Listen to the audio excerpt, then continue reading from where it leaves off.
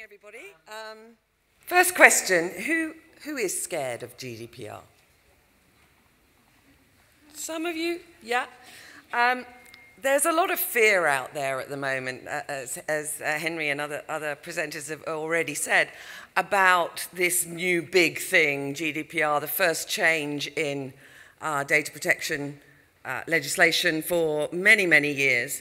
There's also, I think, a bit of a Y2K thing going on out there. I don't know whether anyone else feels it's a bit like that. I don't know whether anyone else is old enough to remember Y2K. But anyway, there's quite a lot of snake oil, bad advice, fear factors. These fines are massive. How are you going to manage your business?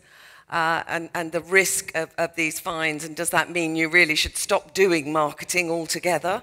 So I'm going to try and spend a bit of time looking at some of the key impacts over the next few minutes, and also hopefully to allay some of your fears. I might possibly introduce a few little things that you maybe weren't aware of as well, but the idea is to allay some of those fears. Where are we with this? Well, we've got the final text. We had the final text nearly 2 years ago, April 2016, absolutely set in stone. It's a regulation, not a directive. So for those of you who work internationally, the good news is that data protection regulation will be pretty much the same throughout Europe.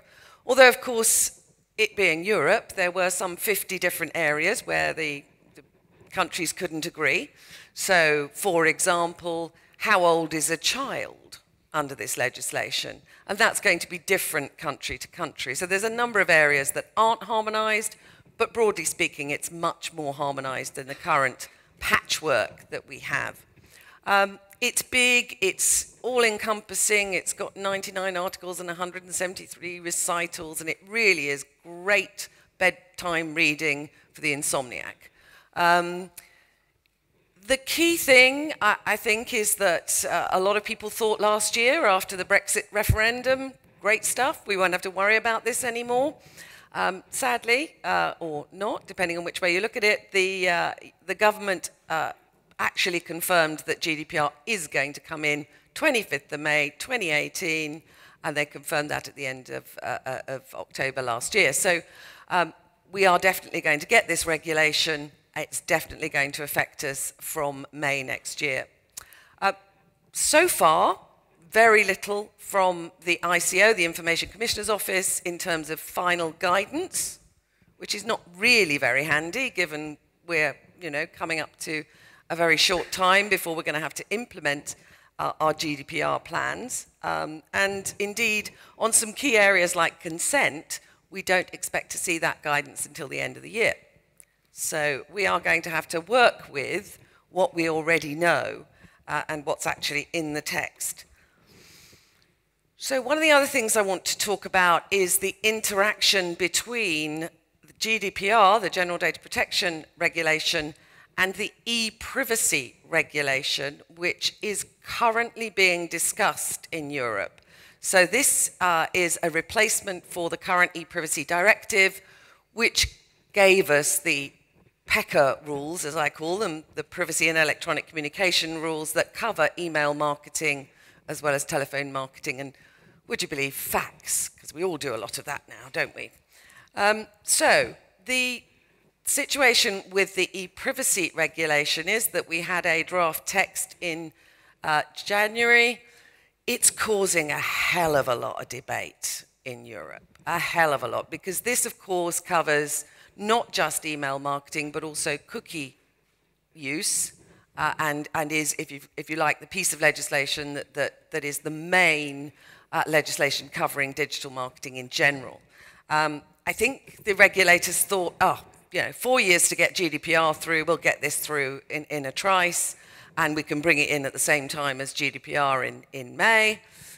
Not a hope in hell. And some of the exchanges between the MEPs and industry lobbyists have been absolutely hilarious. There's real kind of, fundamental positions being taken this MEP, Sophie Veld, is particularly vociferous, I think is the right word, in pushing back at the industry and basically saying, stop bleating, privacy's a right, get on with it, I don't care if that breaks your business model. So an awful lot of lobbying going on, and a lot of work by the FEDMA, the European Direct Marketing Association. They've just actually, I think it was only yesterday, they issued some videos which are sort of e-privacy bad movie. So you'd have a look at them, they're quite good to help with the, if you like, influencing and the lobbying on this. So broadly speaking, we have a relatively clear picture of what GDPR means, but we have a very muddy view of what the EPrivacy regulation is going to be like. So this means there is still a lot of uncertainty for email marketing in terms of where we will go with this legislation. Okay, so back to GDPR and some of the key impacts, and again, possibly not just the negative impacts, but the opportunities that it's going to give us. These are the things I'm going to sort of run through, talking about the definition of personal data and all the way through to how the responsibilities of data controllers versus data processors are changing under this legislation. So first of all, the broader definition of personal data. Personal data, currently, any information for which a living individual can be identified. If you read this carefully, what's happened is that definition has been significantly expanded. We're talking about identified or identifiable. We're talking about various different things that might constitute personal data. And you'll see amongst the things there, we have an online identifier. So lots of debate has gone on, even under current law, about whether an IP address is personal data.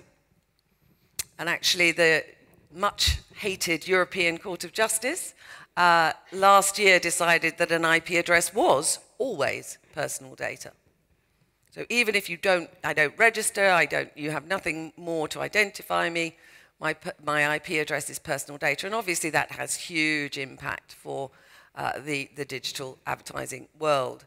But it's clear that they are trying to make personal data a very broad definition, and that we should be thinking about any information that we gather about an individual or an individual's behavior as personal data.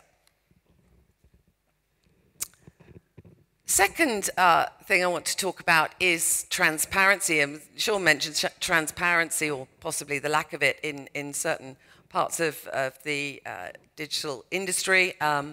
What the GDPR requires is that we are crystal clear with individuals about what we want to do with their data. And I think that those of us who spend a lot of time looking at permission statements, fair processing notices, whatever you want to call them, and indeed writing them. Someone once said that writing a fair processing notice is a black art. And this time, it's got to be a white art. We've got to be much, much clearer. So there's copywriting challenges in how we put across to individuals some of the quite technical things we want to do with their data. So how do we make that crystal clear? There was a suggestion, and indeed it's in the GDPR text, that we might want to use icons. So digital design team at Adestra, I challenge you to create some icons that tell me how my data is going to be processed.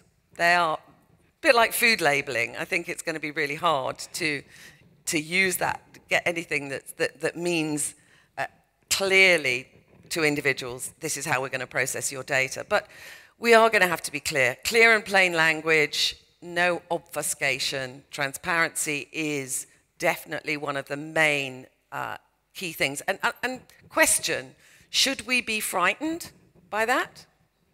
Should we be frightened of telling people what we want to do with their data? Or do we actually bring them in by being transparent? Do we actually improve trust and increase trust in our brand? I think that the whole area of what I call privacy collateral, the way that we're putting across these measures to people is going to become much, much more important. Now, kind of counterintuitive to this transparency requirement is a requirement to tell people an awful lot at the point you collect their data. So there are, I think, something in the region of 13 different things that we've got to tell people about how we're going to handle their data. Things like, what's the legal basis for processing? Are we processing because we've got consent, or because we've got a contractual requirement to process the data? Broadly, how long we're going to keep the information? Now, that's an interesting challenge. I often go into organizations and say, how far back does the data go on your CRM? And the answer is usually forever. Interestingly as well, the government has now confirmed that although registration, notification of processing effectively goes away under GDPR, this is where you pay £500 a year to notify your processing to the Information Commissioner's Office. Now, obviously, that's a significant part of their revenue and what funds the office. And there was a concern that if that went away, that we'd have an underfunded regulator. But the government has now confirmed that they are going to continue with fees for data controllers who process data. And they haven't said what the fees are going to be. They said they are going to be related to size of company, but also to volume of data processed. So all those people who've hung on to data for years and years and years may now be thinking about getting rid of some of it in order not to pay higher fees to the ICO. But there's a lot we need to tell people. We've got to be very, very clear what we want to do with their data, how long we're going to hold it, whether we're going to export it. Now, all of this is going to go largely into your privacy notice or your privacy policy. And pretty much every, I don't know a single brand really that has as yet fully changed their privacy policy to match the GDPR requirements, but you will have to rewrite your privacy policy, absolutely no question of that. Another big new principle in GDPR is all about accountability. So this is demonstrating that you are complying. Half of the articles, nearly half of the articles, require some kind of evidence to be retained. And that is particularly the case around consent. So if you are claiming that you have the consent of the individual, going forward you're going to have to be able to say what that individual has consented to, what words they saw when they consented, how they indicated their consent. So these sorts of things are going to have to be recordable now. And you are, as the data controller, accountable for being able to provide that evidence should you be challenged on whether or not that consent is valid, for example. And the requirements for consent, generally, yes, they are a lot tougher under GDPR than they currently are, because although there's similarities in the definition, it's got to be a freely given consent, it's got to be specific, it's got to be informed, and now it's got to be unambiguous. And it's got to be delivered via a statement or a clear affirmative action.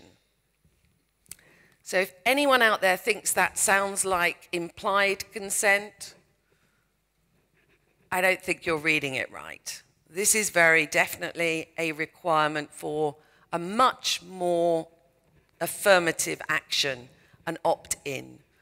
And again, we do a lot of testing of statements, and we've seen individuals' reactions to opt-ins versus opt-outs. The reactions to opt-outs have become much more negative recently.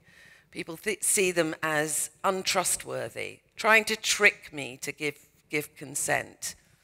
I don't like the lack of clarity. So there is, as well as a regulatory reason, potentially there is also a very good customer reason to ensure that people are actively engaging with your email. Some of the concerns around this: no pre-tick boxes anymore. They will not be allowed under GDPR. Consent cannot be conditional, so by giving us your details, you are agreeing to. It can't be conditional on delivery of a service. And it's all about clear language again. And it must be as easy to withdraw consent as it is to give it. And actually, one of the requirements is at the time you get consent from someone, you have to remind them that they can withdraw it at any time. So what does this actually look like? I said we didn't have any final guidance. We've got, in March, we had a consultation from the ICO on what they thought consent under GDPR looked like. Really no surprises, pretty much reiterated the requirements of the regulation, although for the third-party data industry, there was certainly some tough love in there, because the requirements, as the ICO sees it, is that if you are going to share data with other third parties or allow other third parties to be targeted through your own channels, that you are going to have to name those third parties individually at the point that you collect the information. So all of this selected third parties goes out of the window. So the data industry has a challenge there in terms of the consent levels. So what will the wording look like? Well, here's a rather boring statement, but it has the key elements in it. It's talking about the updates, what you're going to get, who it's from. It's a clear opt-in, and then at the end we're saying you can stop receiving the updates at any time. So effectively saying, you know, this is what we're going to do. You are, of course, allowed to layer the information that you give people, and I've made a reference there to a contact promise, and this I see something that organizations are going to do much more. So you'll have the base wording that gives you the key elements. There then might be a click through to a contact promise or some really boiled down version of the privacy policy. And then if someone wants to go and see the privacy policy, the full 9 yards, that the lawyers have made sure everything is covered in, they can click through again to that. So that layering is something that the ICO is very keen on and perceives to be a good way of increasing the transparency, if you like, for people. And of course, it doesn't have to be words. It could be videos. It could be all sorts of iconography as well. One of the big questions that people ask is, can we continue to use the existing data that we've gathered? And I have to say the GDPR is singularly unhelpful on this issue. So I'm going to show you the actual wording. Please don't read that, because you'll go cross-eyed. What it effectively is saying is, yep, you're absolutely fine to use your legacy data, the existing data you've got, so long as you had a crystal ball and knew what GDPR level consent was going to be and applied that. So yes, you can use your existing data if you've got GDPR level consent, effectively opt-in. So this is challenging, and it has led a lot of organizations to fly down the route of repermissioning their data.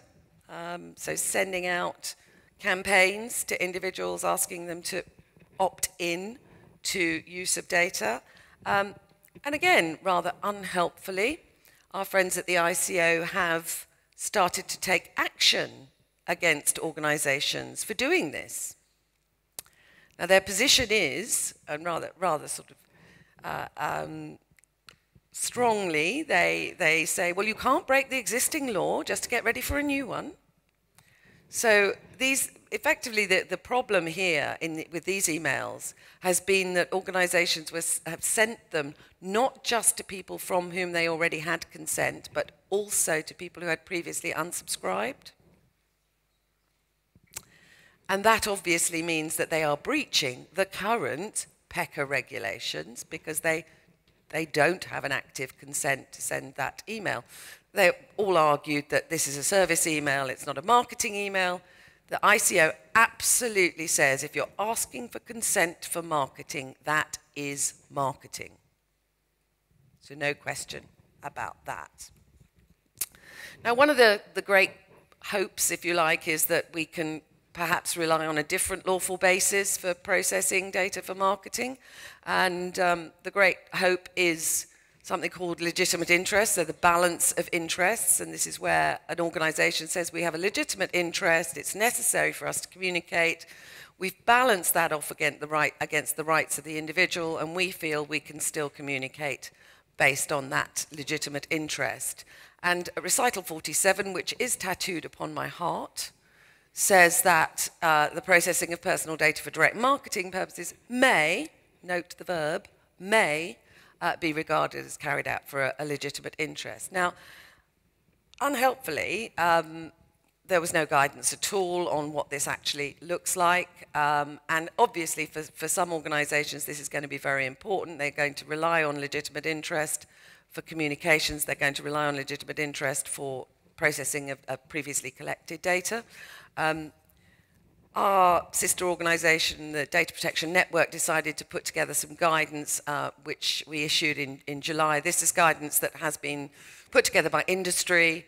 We took it to the ICO. We said, come on, challenge us on this. Is this a good enough description of when legitimate interest can be applied? They said, yes, this is fine. They welcomed it. So that's available from the Data Protection Network site, and it's supported by the DMA, supported by ISBA. A lot of organizations have come on board. So it is there as guidance if you want to see how you might be able to use legitimate interest. But, and there is a but, and this is where the relationship between the two pieces of law comes into play. If you are asserting legitimate interest, that's fine, but you still have to meet, for email communications, you still have to meet the requirements of the current PECA regulations and in future of the EPrivacy regulation. But actually there's possibly some good news there, because the PECA regulations, the current PECA regulations, will still be in force in May when GDPR comes in. If PECA says one thing and GDPR says something else, PECA wins, because the email regulations sit on top of the general regulation on legislation. So in a lot of ways, nothing changes for email in May next year, because you will still be able to rely on the PECA regulations and the consent that you get under PECA to send emails. Even in the new the current text of the new EPrivacy regulation, the soft opt-in, as it's ridiculously called, so that, you know, the ability to use an implied consent in certain circumstances, is still there. So it's possible that even when EPrivacy comes in, you will still be able to use a soft opt-in if you want to gather people's information for email marketing purposes. However, I would bear in mind that there is this uptick in interest in people saying, I don't like that, it's not fair, it's dodgy. We don't like that. I want to be offered a proper, clear opt-in. And of course, those of you who use opt-in will probably know that the engagement levels with an opt-in are generally much higher. So just a couple more things from GDPR. We've talked a lot this morning about personalization and increasing personalization in emails. And this is now covered under GDPR under the definition of profiling. So currently there is no definition of profiling. This is the new definition. It's automated processing. Obviously, all that Adestra allows you to do is automated. And it's evaluating an individual, a natural person is an individual, according to a whole range of different things, like their preferences, like their interests, like their location, their behavior, their movements. So pretty much any personalization that you're doing is profiling under the GDPR. And there was a lot of concern about this because originally, in earlier versions of the text, it was a requirement that you needed consent for all profiling. Now that would be quite a significant change, but actually, as it turned out in the end, after some judicious lobbying, there are actually two kinds. The GDPR makes two kinds of profiling, defines two kinds of profiling. So there's profiling that has legal or significant effect on an individual, and then there's profiling in pursuit of direct marketing. And the requirement for the former is consent. The requirement for profiling in pursuit of direct marketing is that the individual needs to be told about profiling. Now there's a challenge, because we use the word profiling all the time in marketing. You go man in the street and ask and talk about profiling, the first thing they think of is criminal profiling, psychological profiling. So we need to find some words that don't refer to profiling as profiling. But effectively, the individual needs to be told, and then they have the right to object to profiling. So they can put up a hand and say, no, I don't want you doing that with my data. I don't want you profiling me. I don't want you personalizing my communications. So the individual is in charge, but the default is that you will be able to personalize based on, you will be able to profile based on that wonderful thing called legitimate interests. A couple of things just outside of email for a moment in the EPrivacy regulation that you should be aware of. The current suggestion as to how consent for cookie use will be obtained is a bit of a revolution. So instead of requiring individual sites to put up banners or collect consent individually, the regulators have this thing that those cookie banners are terribly intrusive and get in the way of people's experience online. So their solution to this is that I will be asked to give consent for cookies of various types at the point I download my browser. And then when I use that browser to go to your site, a message will come to you saying, Rosemary said yes to this type of cookie, no to that type of cookie, and you will have to abide by that. Now, this makes the browser manufacturers the gatekeepers of the internet, as if they didn't have enough power already.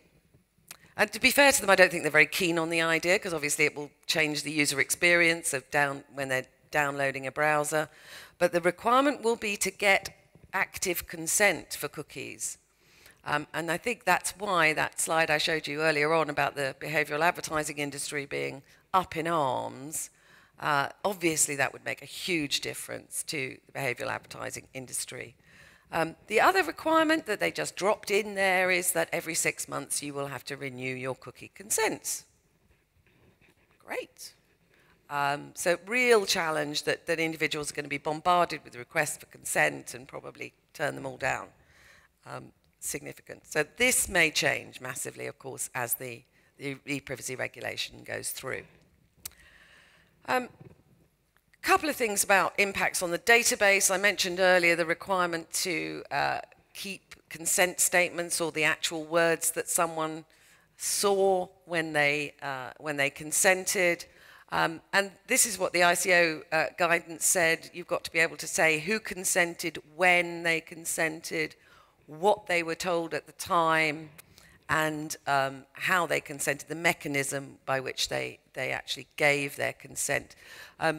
For consent given orally, you would have to prove that you had a script in place that was suitably GDPR proof. And if I'm giving my consent by filling in a physical form, it's saying that you must keep a copy of that physical form, which actually is quite an onerous requirement, whether it's scanned or physically kept. Hardly in tune with the requirement for data minimization, I would say. But anyway, you will have to have those proofs of consent in future. A couple of other things. Individuals have some existing rights, they have some new rights, they still have the right of access to the data, they still have the right to say no to direct marketing, they now have a right to erasure, the right to be forgotten, that I think will cause a lot of comment in the press and then cause a lot of people to phone up and say, I want to be deleted, and when actually they don't really want to be deleted, they simply want to change their preferences. But again, we have to bring these rights to the attention of individuals, so potentially they will use them more, is all I would say. People will, and bear in mind, remember they now have the right to object not just to marketing, but also to profiling. So you will have to be able to ensure that you can live with that. So absolutely, final point, and this is about the relationship between you, the clients, and Adestra and any other processor of data on your behalf. Now, at the moment, under current law, the buck stops with you, the client. You are ultimately responsible, even if one of your processors is at fault in losing data or causing a breach. Under the GDPR, the processor starts to get some liability. Now, you have to have a very firm contract in place that covers off the security of data and all the rest of it, and there's some sort of pro forma clauses being put together on that. But at the end of the day, if there is a breach, the regulator will be looking not just at the controller, but also at the actions of the processor in terms of whether or not they are responsible for the breach. So I look forward to seeing Henry in jail. Lovely. Thank you.